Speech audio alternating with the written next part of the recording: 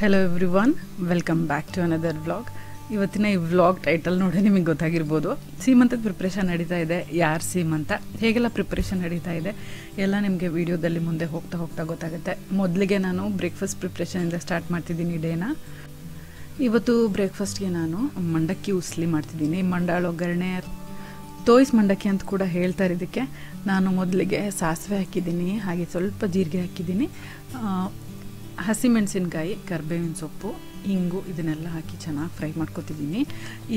ಇದ್ರ ಜೊತೆಗೆ ಚೆನ್ನಾಗಿ ಫ್ರೈ ಆಗಿರೋ ಮೆಣಸಿನ್ಕಾಯಿನೂ ಸೇರಿಸ್ಕೊಂಡು ತಿಂದರೆ ತುಂಬ ಟೇಸ್ಟಿಯಾಗಿರುತ್ತೆ. ಅದಕ್ಕೋಸ್ಕರ ಸ್ವಲ್ಪ ಚೆನ್ನಾಗಿ ಫ್ರೈ ಮಾಡಿದಷ್ಟು ಟೇಸ್ಟ್ ಚೆನ್ನಾಗಿರುತ್ತೆ. ನಾನು ಚರಿತ್ ಕೂಡ ಇದೇ ತಿನ್ನೋದ್ರಿಂದ ಸ್ವಲ್ಪ ಖಾರ ನೋಡ್ಕೊಂಡು ಕಡಿಮೆ ಹಾಕ್ತೀನಿ. ನೀವು ನೋಡ್ತಿರೋ ಹಾಗೆ ನಾನೊಂದು ಸ್ವಲ್ಪ ಮೆಣಸಿನ್ಕಾಯಿ ಹಾಗೆ ಉಳಿಸಿದ್ದೀನಿ. ಮೆಣಸಿನ್ಕಾಯಿ ಎಲ್ಲ ಫ್ರೈ ಆಗಿದ್ದಾದಮೇಲೆ ಈರುಳ್ಳಿ ಹಾಕಿದ್ದೀನಿ. ಈರುಳ್ಳಿ ಬೇಗ ಫ್ರೈ ಆಗಲಿ ಅಂತ ಸ್ವಲ್ಪ ಉಪ್ಪು ಹಾಕಿ ಇದೇ ಎಣ್ಣೆಯಲ್ಲಿ ಒಗ್ಗರಣೆ ಮಾಡ್ಕೊತಿದ್ದೀನಿ. ಈರುಳ್ಳಿ ತುಂಬ ಜಾಸ್ತಿ ಇಷ್ಟಪಡೋರು ಜಾಸ್ತಿ ಹಾಕ್ಕೋಬೋದು. ನಮ್ಮ ಮನೇಲಿ ಈರುಳ್ಳಿ ಜಾಸ್ತಿ ಇದ್ದರೆ ಜಾಸ್ತಿ ಇಷ್ಟ. ಎಣ್ಣೆ ಈರುಳ್ಳಿ ಸ್ವಲ್ಪ ಜಾಸ್ತಿ ಇದ್ದಷ್ಟು ಈ ಚಿತ್ರಾನ್ನ, ಅವಲಕ್ಕಿ, ಮಂಡಕ್ಕಿ, ಉಸ್ಲಿ ಇದೆಲ್ಲ ತುಂಬ ಟೇಸ್ಟಿಯಾಗುತ್ತೆ. ನಿಮಗೆ ಈರುಳ್ಳಿ ಬಾಯಿಗೆ ಸಿಕ್ಕರೆ ಇಷ್ಟ ಆಗಲ್ಲ ಅಂತಂದರೆ ಸಣ್ಣದಾಗಿ ಹೆಚ್ಕೊಳ್ಳಿ, ಸ್ವಲ್ಪ ಕ್ವಾಂಟಿಟಿ ಕೂಡ ಕಡಿಮೆ ಹಾಕ್ಕೊಳ್ಳಿ. ಈಗ ನಾನು ಸ್ವಲ್ಪ ಟರ್ಮರಿಕ್ ಪೌಡರ್ ಕೂಡ ಹಾಕಿದ್ದೀನಿ.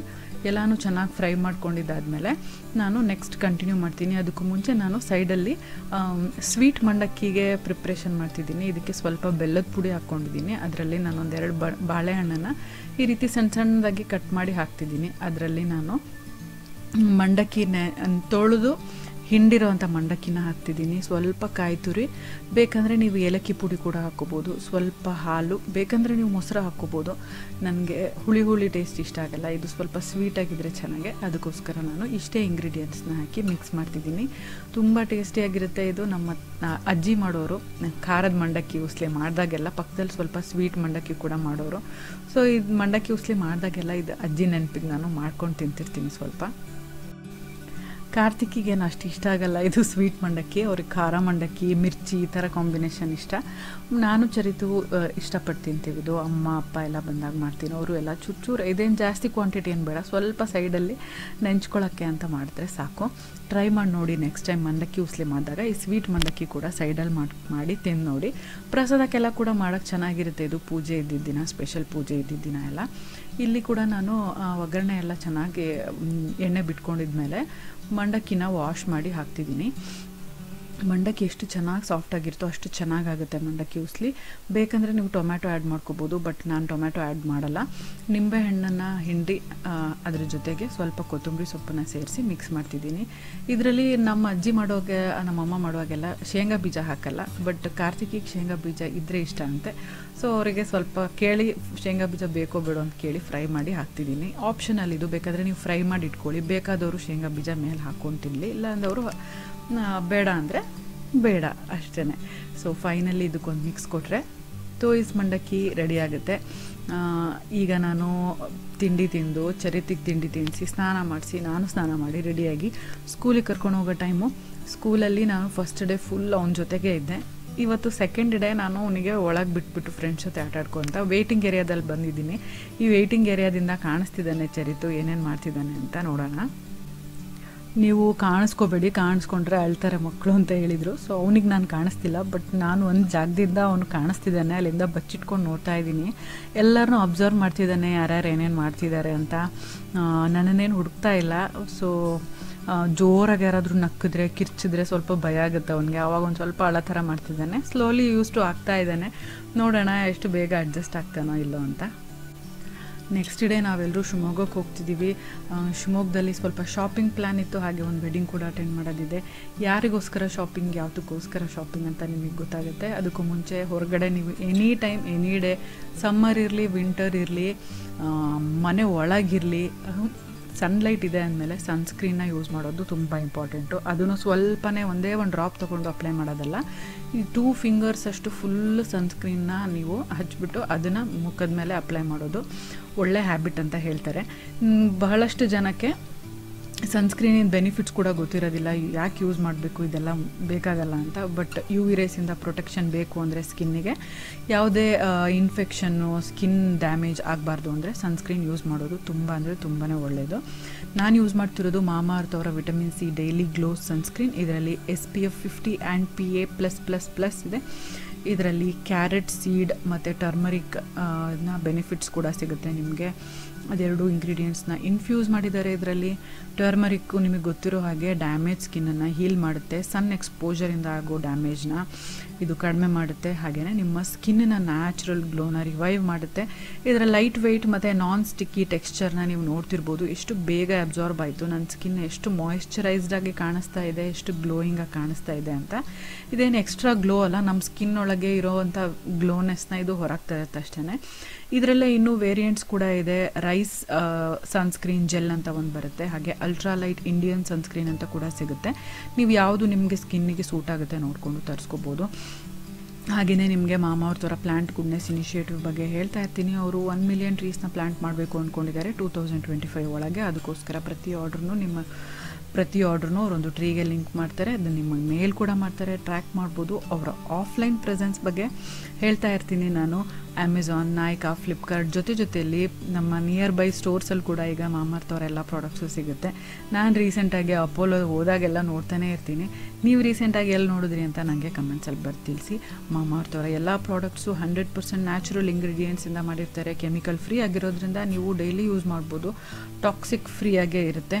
ಹಾಗೆಯೇ ಬಿಫೋರ್ ಆ್ಯಂಡ್ ಆಫ್ಟರ್ ಗ್ಲೋನ ನಿಮಗೆ ನಾನು ಸನ್ಲೈಟಲ್ಲಿ ಕೂಡ ತೋರಿಸ್ತೀನಿ, ಹಾಗೆ ಕೈ ಮೇಲೂ ಕೂಡ ನಿಮಗೆ ತೋರಿಸ್ತಾ ಇದ್ದೀನಿ ಬೇರೆ 2 ವೇರಿಯಂಟ್ಸು ಹೇಗೆ ಎಷ್ಟು ಬೇಗ ಚೆನ್ನಾಗಿ ಅಬ್ಸಾರ್ಬ್ ಆಗುತ್ತೆ, ವೈಟ್ ಕಾಸ್ಟ್ ಏನೂ ಬರೋದಿಲ್ಲ ಅಂತ. ನಿಮಗೆ ಮಾಮಾಅರ್ತ್ ಅವರ ಎಲ್ಲ ಪ್ರಾಡಕ್ಟ್ಸು ಅಮೆಝಾನ್, ಫ್ಲಿಪ್ಕಾರ್ಟ್, ಮಾಮಾಅರ್ತ್ ಅವರ ಅಫಿಷಿಯಲ್ ವೆಬ್ಸೈಟ್ ಮತ್ತು ಆ್ಯಪಲ್ ಸಿಗುತ್ತೆ. ಸ್ಕ್ರೀನ್ ಮೇಲೆ ಡಿಸ್ಪ್ಲೇ ಆಗ್ತಿರೋ ಕೂಪನ್ ಕೋಡ್ನ ಯೂಸ್ ಮಾಡಿ ಪರ್ಚೇಸ್ ಮಾಡಿದ್ರೆ ನಿಮಗೆ 20% ಆಫ್ ಸಿಗುತ್ತೆ. ಮಾಮಾಅರ್ತ್ ಅವರ ಅಫಿಷಿಯಲ್ ವೆಬ್ಸೈಟ್ ಮತ್ತು ಆ್ಯಪ್ ಎರಡರಲ್ಲೂ ಕೂಡ.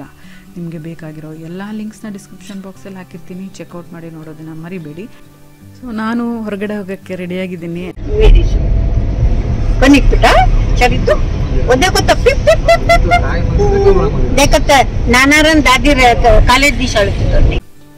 ಬಹಳಷ್ಟು ಜನ ಗೆಸ್ ಮಾಡಿಬಿಟ್ಟಿದ್ರಿ ಆಲ್ರೆಡಿ. ಸ್ವಾತಿ ಪ್ರೆಗ್ನೆಂಟಾ ಅಂತ ಕೇಳ್ತಿದ್ರಿ. ನೀವು ಅದು ಹೇಗೆ ಗೆಸ್ ಮಾಡ್ತೀರಾ ಅಂತ ನನಗಂತೂ ಗೊತ್ತಿಲ್ಲ, ಬಟ್ ಹೌದು ಅವಳು ಪ್ರೆಗ್ನೆಂಟ್ ಇದ್ದಾಳೆ. ಸೊ ಅವಳು ಸೀಮಂತಕ್ಕೆ ಪ್ರಿಪ್ರೇಷನ್ ಸ್ಟಾರ್ಟ್ ಆಗಿದೆ, ಸ್ವಲ್ಪ ಶಾಪಿಂಗ್ ಮಾಡೋದಿದೆ.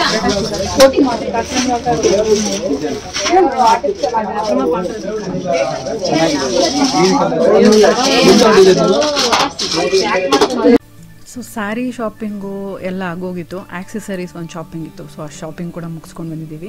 ನಾನು ಏನು ಡ್ರೆಸ್ ರೆಡಿ ಮಾಡ್ಕೊಂಡಿದ್ದೀನಿ ಸ್ವಾತಿ ಸೀಮಂತ ಕುಟ್ಕೊಳ್ಳೋಕ್ಕೆ ಅಂತ ತೋರಿಸ್ತಾ ಇದ್ದೀನಿ. ಈ ರೆಡ್ ಬ್ಲೌಸ್ ನನ್ನ ಹತ್ರ ಆಲ್ರೆಡಿ ಇತ್ತು. ಹಾಗೆಯೇ ಇದಕ್ಕೆ ಡಾರ್ಕ್ ಪರ್ಪಲ್ ಕಲರ್ ಒಂದು silk sari without borderless silk ಸ್ಯಾರಿನೂ ಇತ್ತು. ಇದನ್ನು ನಾನು ಲೆಹೆಂಗಾ ಥರ ಉಟ್ಕೊಳ್ಳೋಣ ಅಂತ ಪ್ಲ್ಯಾನ್ ಮಾಡಿದ್ದೀನಿ, ಅಥವಾ ಲಂಗ ದಾವಣಿ, ಹಾಫ್ ಸ್ಯಾರಿ ಅಂತ ಏನಂತಾರೆ ಆ ಟೈಪು. ಒಂದೇ ಥರ ಸ್ಯಾರಿ ಉಟ್ಟು ಬೋರಾಗಿದೆ. ಸೊ ಇರೋದ್ರಲ್ಲೇ ಸ್ವಲ್ಪ ವೇರಿಯೇಷನ್ ಚೇಂಜ್ ಮಾಡಿ ಅದೇ ಸ್ಯಾರೀಸ್ನ ರಿಯೂಸ್ ಮಾಡೋಣ, ಬಟ್ ಇನ್ನೇ ಡಿಫ್ರೆಂಟ್ ವೇ, ಟ್ರೆಡಿಷ್ನಲ್ ವೇ ಅಂತಲೇ ಹೇಳ್ಬೋದು. ನಾನು ಅಜಿಯೋ, ಮಿಂಟ್ರಾ ಎಲ್ಲ ಕಡೆ ಸ್ವಲ್ಪ ಲೆಹೆಂಗಾಸ್ ಹುಡುಕ್ತಾ ಇದ್ದೆ. ನನ್ನ ಎಕ್ಸಾಕ್ಟ್ ಸ್ಯಾರಿಯಲ್ಲಿರೋ ರೆಡ್ ಕಲರ್ಗೆ ಮ್ಯಾಚ್ ಆಗುವಂಥ ಲೆಹೆಂಗಾ ಬೇಕು ಅಂತ. ಸೊ ಈ ಲಾಂಗ್ ಸ್ಕರ್ಟ್, ಸಿಲ್ಕ್ ಮೆಟೀರಿಯಲ್ದೇ ಇರೋವಂಥ ಲಾಂಗ್ ಸ್ಕರ್ಟು, ಇದ್ರ ಮೇಲೆ ಗೋಲ್ಡನ್ ಡಾಟ್ಸ್ ಇರೋದ್ರಿಂದ ನನ್ನ ಸಿಲ್ಕ್ ಸ್ಯಾರಿಗೆ ಪರ್ಫೆಕ್ಟಾಗಿ ಮ್ಯಾಚ್ ಆಗುತ್ತೆ ಅನಿಸ್ತು. ಆರ್ಡರ್ ಮಾಡಿ ನೋಡಿದೆ, ಸೇಮ್ ಎಕ್ಸಾಕ್ಟ್ ಕಲರ್ ಮ್ಯಾಚ್ ಆಗ್ತಾ ಇದೆ. ಸೊ ಈ ಲೆಹೆಂಗಾ, ಈ ಬ್ಲೌಸಿಗೆ ಈ ಸ್ಯಾರಿನ ನಾನು ಹಾಫ್ ಸ್ಯಾರಿ ಥರ ಉಟ್ಕೊಳ್ಳೋಣ ಅಂದ್ಕೊಂಡಿದ್ದೀನಿ. 2-3 ಟೈಪ್ ಸ್ಯಾರಿನ ಹೇಗೆ ಹಾಫ್ ಸ್ಯಾರಿ ಥರ ಉಟ್ಕೋಬೋದು ಅಂತ ವಿಡಿಯೋಸ್ ನೋಡಿದೆ. ಅದರೊಳಗೆ 2 ವೇರ್ ಮಾಡಿ ನೋಡಿದೆ, 2ರಲ್ಲಿ 1 ಟೈಪ್ ಸೂಟ್ ಆಗುತ್ತೆ ಅಂತ ಅನಿಸ್ತು ಇದಕ್ಕೆ. ಸೊ ಅದನ್ನು ಸೆಲೆಕ್ಟ್ ಮಾಡಿದ್ದೀನಿ. ಇದನ್ನು ನೀವು ಸೀಮಂತದ ದಿನವೇ ನಾನು ಹೇಗೆ ಉಟ್ಕೋತೀನಿ ಅನ್ನೋದನ್ನು ನೋಡ್ಬೋದು. ನಾನು ಆಲ್ರೆಡಿ ಸ್ಯಾರಿನ ಪ್ಲೀಟ್ಸ್ ಮಾಡಿ, ಐರನ್ ಮಾಡಿ, ಪಿನ್ ಮಾಡಿ ಇಟ್ಟಿದ್ದೀನಿ. ಇಮಿಡಿಯೇಟಾಗಿ ತಕ್ಷಣ ರೆಡಿ ಆಗಿಬಿಡ್ಬೋದು ಅಂತ. ಸೊ ನೀವು ಈ ಟಿಪ್ನ ಫಾಲೋ ಮಾಡಿ ಬೇಗ ರೆಡಿ ಆಗಿಬಿಡ್ಬೋದು. ಅದಾದ ನಂತರ ನಾನು ಇವತ್ತು ಈವ್ನಿಂಗ್ ಒಂದು ರಿಸೆಪ್ಷನ್ಗೆ ಹೋಗ್ತಿದ್ದೀವಿ. ಅದಕ್ಕೆ ನಾನು ಈ ಸ್ಯಾರಿ ಉಟ್ಕೊಂಡಿದ್ದೀನಿ. ಈ ಸ್ಯಾರಿನ ನನಗೆ ಸ್ವಾತಿಯವ್ರ ಅತ್ತೆ ಅಂದರೆ ಪ್ರೇಮ ಆಂಟಿ ನನಗೆ ಸ್ವಾತಿಯವರ ಮದುವೆ ಟೈಮಲ್ಲಿ ಕೊಡಿಸಿದ್ರು. ಇದು ನಾನು ಸ್ವಾತಿ ಮದುವೆಯ ಬೀಗ್ರೂಟಕ್ಕೆ ಉಟ್ಕೊಂಡಿದ್ದೆ. ಅದಾದಮೇಲೆ ಉಟ್ಟೇ ಇರಲಿಲ್ಲ, ತುಂಬ ಗ್ರ್ಯಾಂಡಾಗಿದೆ. ಸೊ ಈ ರಿಸೆಪ್ಷನ್ಗೆ ಸೂಟ್ ಆಗುತ್ತೆ ಅಂತ ಉಟ್ಕೊಂಡಿದ್ದೀನಿ. ಅದಕ್ಕೆ ನನ್ನ ನೆಕ್ಲೆಸ್ಸು, ಇಯರಿಂಗ್ಸು ಎಲ್ಲ ಮ್ಯಾಚ್ ಮಾಡಿ ಹಾಕ್ಕೊಂಡಿದ್ದೀನಿ.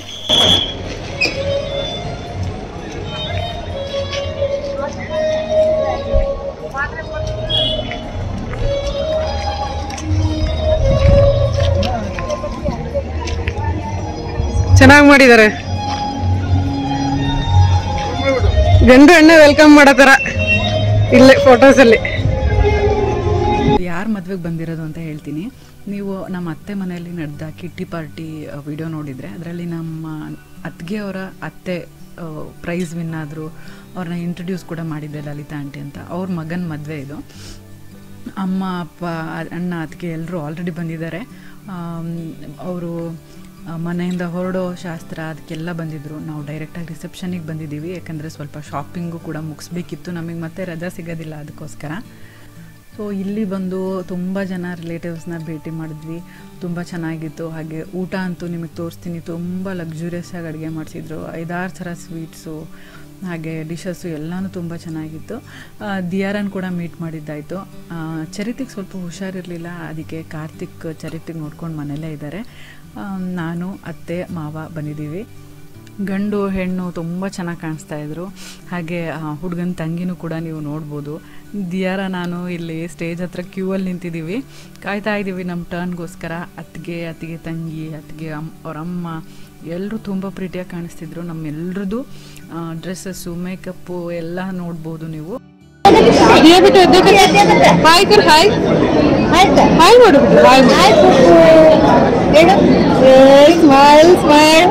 ನಗು ನಗು ನಗು.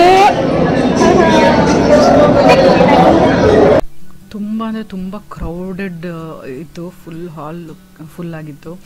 ಹಾಗೆಯೇ ಐಟಮ್ಸ್ ಕೂಡ ನೀವು ನೋಡ್ತಿರ್ಬೋದು. ದಿಯಾರನ್ ಪಕ್ಕದಲ್ಲಿ ಕೂತಿದ್ದೀನಿ. ಅವಳು ಸ್ವೀಟ್ಸ್ ಎಲ್ಲ ತುಂಬ ಚೆನ್ನಾಗಿ ಎಂಜಾಯ್ ಮಾಡ್ತಾ ಇದ್ದಾಳೆ. ಇದಿಷ್ಟು ನಾವು ತಕ್ಕೊಂಡಂಥ ಫೋಟೋಸು, ಸೆಲ್ಫೀಸು.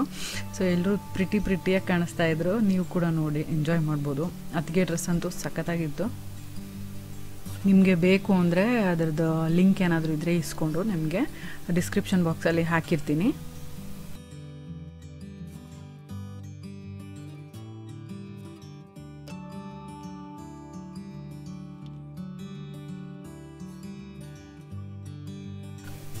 ರಿಸೆಪ್ಷನ್ ಎಲ್ಲ ಮುಗಿಸ್ಕೊಂಡು ನಾವು ವಾಪಸ್ ತರೀಕೆರೆಗೆ ಬಂದಿದ್ವಿ. ಹಾಗೆ ನಮ್ಮ ರೂಟೀನ್ ನಡೀತಾ ಇತ್ತು. ನೆಕ್ಸ್ಟ್ ಡೇ ಸಂಜೆ ನಾನು ಚರಿತು ವಾಕಿಂಗ್ ಹೋಗಿದ್ವಿ. ವಾಕಿಂಗ್ ಹೋಗಿರ್ಬೇಕಾದ್ರೆ ಸ್ವಾತಿ ಕಾಲ್ ಮಾಡಿ ನಾವು ಸರ್ಪ್ರೈಸ್ ಕೊಡೋಕ್ಕೆ ಬರ್ತಿದ್ವಿ.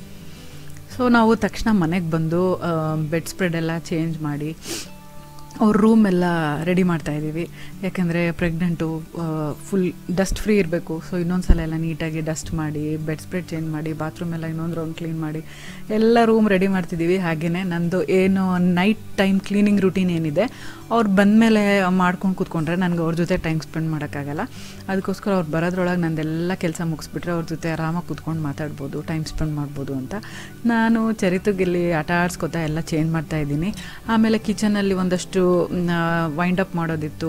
ಡಿಶ್ ವಾಷರ್ಗೆಲ್ಲ ಈಗಲೇ ಹಾಕ್ಬಿಡೋಣ ಅಂತ. ಯೂಶ್ವಲಿ ನಾನು ಕಾರ್ತಿಕ್ ಬಂದಮೇಲೆ ಚರಿತ್ ಜೊತೆ ಆಟ ಆಡ್ತೀರಿ ಅಂತ ಹೇಳಿಬಿಟ್ಟು ಅವೆಲ್ಲ ಕೆಲಸ ಮಾಡ್ತಿದ್ದೆ. ಬಟ್ ಈಗ ಟಿ ವಿ ಹಾಕ್ಕೊಟ್ಬಿಟ್ಟು ಕ್ಲೀನಿಂಗ್ ಎಲ್ಲ ಮುಗಿಸ್ಬಿಡೋಣ ಬೇಗ ಅಂತ ಮಾಡ್ತಿದ್ದೀನಿ. ಯಾವಾಗಲೂ ಅವನಿಗೆ ಟಿ ವಿ ಹಾಕ್ಕೊಟ್ಟು ಮೊಬೈಲ್ ಹಾಕ್ಕೊಟ್ಟು ಕೆಲಸ ಮಾಡೋಕ್ಕೆ ನಂಗೆ ಇಷ್ಟ ಆಗೋದಿಲ್ಲ.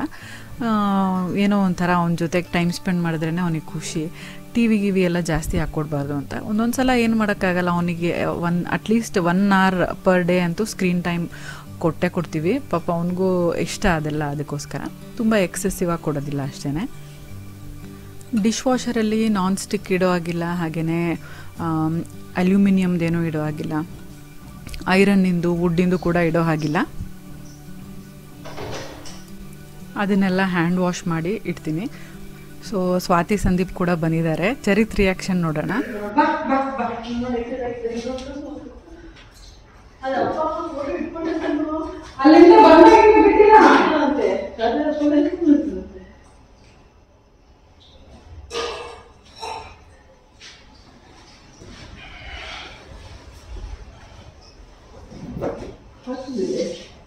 ಸ್ನಾಕ್ಸ್ ತರ ಕೊಟ್ಟಿದ್ದಾನೆ ಫಿಲ್ಮ್ ನೋಡಕ್ಕೆ. ರಾತ್ರಿ ಸ್ನಾಕ್ಸ್ ತಿನ್ಬೇಕು ಕದ್ದು ಹೇಳಿ ನಮ್ಗೆ ಏನು ಐಡಿಯಾ ಇಲ್ಲ. ಗಾಡಿ ನೋಡಿ ಗೊತ್ತಾಗ್ಬಿಡುತ್ತೆ ನನಗೆ. ಅದು ಅಬ್ಸರ್ವ್ ಮಾಡಲ್ಲ, ಫುಲ್ ಗ್ಯಾಸ್ ಬರ್ತಿದೆ. ಅಲ್ಲ ನನಗೂ ಬಂತು. ಚರಿತಿಗೆ ಸಂದೀಪ್ ಕಾರ್ ಕೀ ಅಂದರೆ ತುಂಬ ಇಷ್ಟ. ಸೊ ಬಂದ ತಕ್ಷಣ ಕಾರ್ ಕೀ ಇಸ್ಕೊಂಡ್ಬಿಡ್ತಾನೆ. ಆದರೆ ಸಂದೀಪ್ಗೆ ಬಚ್ಚಿಟ್ಕೊಂಡು ನೋಡ್ತಿರ್ತಾನೆ ಸ್ವಲ್ಪ ಯೂಸ್ಟು ಆಗೋವರೆಗೂ. ಆಮೇಲೆ ಚೆನ್ನಾಗಿ ಅಡ್ಜಸ್ಟ್ ಆಗ್ತಾನೆ. ಇಲ್ಲಿ ನೋಡಿ ಅವರೆಲ್ಲ ಹೊರಗಡೆ ಇದ್ದಾರೆ ಅಂತ ಇವನು ಒಳಗೆ ಬಂದು ಬಗ್ಗಿ ನೋಡ್ತಿದ್ದಾನೆ, ಏನು ಮಾಡ್ತಿದ್ದಾರೆ ಏನು ಅಂತ. ಒಂಥರ ಖುಷಿ, ಒಂಥರ ನಾಚಿಕೆ ಅವನಿಗೆ. ಅದಕ್ಕೆ ಈ ಥರ ಮಾಡ್ತಿರ್ತಾನೆ. ಮನೆಗೆ ಯಾರೇ ಬಂದ್ರೂ ಅವ್ರು ಹೋದಾಗ ತುಂಬ ಅಳ್ತಾನೆ. ಅವನಿಗೆ ಎಲ್ಲರೂ ಬರಬೇಕು, ಬಟ್ ಯಾರೂ ವಾಪಸ್ ಹೋಗ್ಬಾರ್ದು, ಇಲ್ಲೇ ಇರಬೇಕು. ಹೋಗುವಾಗಂತೂ ತುಂಬ ಅಂದರೆ ತುಂಬಾ ಅಳ್ತಾನೆ, ಬೇಜಾರು ಮಾಡ್ಕೊತಾನೆ. ಅದು ನೋಡೋಕ್ಕಾಗೋದಿಲ್ಲ ನಮ್ಮ ಕೈಯಲ್ಲಿ. ಹೋಗು ಈ ಕಡೆ ಬಾ, ಒಳಗೆ ಬಂದು ಸರ್ಪ್ರೈಸ್ ಆಗಿ. ಸಂದೀಪ್ ಮಾಮ, ಸಂದೀಪ್ ಮಾಮ ಮಾಮ ಏನು ಮಾಮನ ಜೊತೆ ನೀನು ಯಾವಾಗ ಹೋಗಿಲ್ವಾ? ನೋಡಿಲ್ವಾ ಮಾಮಂಗೇನು? ಗೊತ್ತಾಗಲ್ಲ ಬೈಕ್ ಸೈಡ್ ಬಂದ್ರೆ ಬಂದು ಬಾಗಿಲು ನಿಂತಿದ್ದಾನೆ, ತೆಗಿ ಅಂತ.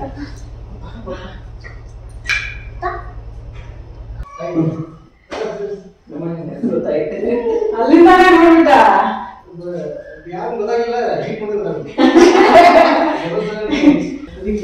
ಈಗ ಸಡನ್ನಾಗಿ ಸುಮ್ಮನೆ